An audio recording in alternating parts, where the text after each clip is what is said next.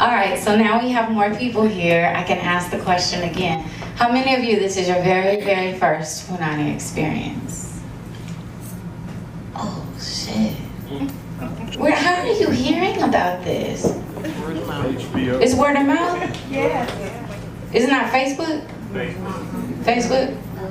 Word of mouth. It's not Twitter? I'm gonna stop wasting my time on Twitter. Okay, word of mouth, that's good. I've been coming to DC for a long time. I lived in DC. I'm from California, but I lived in DC. I went to Howard here. Yeah, I became a woman in DC. Yeah, I used to hang out at tracks. Yeah. Wow. Somebody said, oh God. I know, right? I learned so much. And actually it was probably part of the reason I started the Punany Project was that I had spent some time at tracks.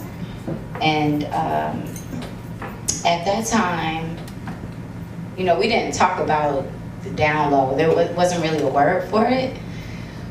But when I went to tracks one night and I saw like the guys, like the B-boys with the big, you know, down jackets and everything, but they were hanging out at the gay club, I was like, you know, I'm young and sexually active, and then I saw a bunch of alphas there. It's just like, oh my God.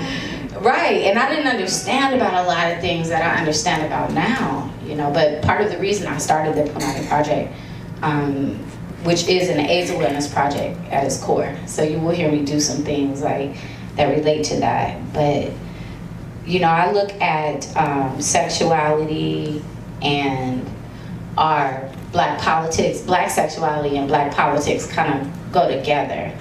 So you see the rise in the HIV rate in the African American community around the same time you see the rise in the prison rate, right? And then you have, with the absentee fathers, you have guys leaning on each other for all types of comfort. You know, this is a lot going on there. And the conversation is real deep, like real deep. So there'll be some things that we talk about tonight that may, you know, be new to you, may not be new, may intrigue you a little bit, may make you a little uncomfortable. You know, I talk about also something that I learned in the course of doing this project. I'm in my 21st year. So I learned about the power of the prostate, you know.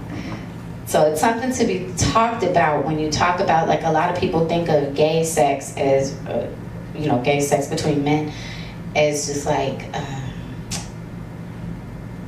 something that is taboo or scary or whatever. But when you think about the physical form of man, you know, men have a prostate gland that makes, that, ladies, it is the equivalent, from what I understand, of having like a clitoris in your ass, okay? If you could understand that, you can understand why they have a new category at the CDC called MSM. That's men who have sex with men that do not consider themselves gay. People that you would call on the down low. But a lot of times it's just because they've learned that they have this special little button and they're scared to ask their woman to stimulate it for fear of thinking that he's gay. But it's really not. It's not a gay thing. It's a physical thing. And tonight we're going to talk about how to get to it without emasculating him. Yay. Tonight we're also going to have a kissing competition. So pucker up. I did send you an email about that. Yes, we're gonna have love confessions tonight. If you got your tickets early, you got an email from me that kind of described, you know, the events for tonight. You don't have to participate. Everything, of course, is voluntary. Let's see what else you might not know. Don't give us many options. Well, sometimes we, you know, we really go in for the head doctor show. You might even get some foot washing. We like, yeah, the head doctor show is a lot more, yeah, but I didn't want to eliminate the audience interaction, so we're still going to have the audience interaction tonight, and I still have my dancers here, so, yeah. So let's have some fun. Yeah, I still have my dancers now. They go where I go. All right, so this one's old. Can you hear me if I talk like this? Yes. Yeah. Can I just set this down? Thank you.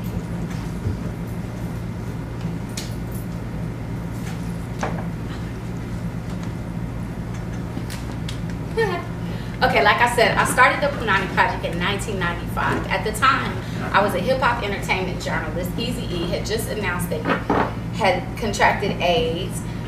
I was sexually active. I was scared than a motherfucker. I was like, we're all gonna die. And they're using sex to kill us. Like, I thought we were all going to die. I was really scared. And I thought, okay, so I want to do a poetry project with all my writer friends and some of the people that I've been interviewing. So I got lots of help, you know, from different entertainers that I knew. They helped me put a soundtrack to go with my book, you know, so I got Tony in there, and Souls of Mischief, and people who were real popular in the Bay Area at the time. And I wanted to make my book have like a hip-hop feel that also had a AIDS awareness twist to it. So it's really raw, like sexually raw, and definitely a lot of people were not ready for that at the time. There was no genre of poetry that was black erotica at the time. So when I first came out, I guess I did the project for about 3 years before I landed on HBO, and people were like, oh my God, that's sacrosanct. You cannot just like talk about black people and sex in public like that. The first venue we played was the University of Colorado, and the Black Student Union protested my show. It was like uphill for the first 10 years, just like, oh my God, why can't people understand that we are sexual beings and we need to start talking about our erotic selves in a way that is more positive? Because if you allow people to only talk about black sex in a negative light, you will never ever have true freedom. So I pushed on, and this is kind of like, this poem is indicative of where I started, and this was my idea of what a hip-hop poem was supposed to be like. It is called Ephonically Speaking. I got a hoochie secret. It's something for you to see, because there ain't one thing on this earth that feel like ghetto booty. See, I'ma flip some script to you so you can give love to me. Sex is the ultimate conjugation of the verb to be. It don't just be a thing we do the way I be kissing, licking, and sucking all on you. That just be an example of display if you're willing. Can you dig it? No pun intended. You get how I be feeling?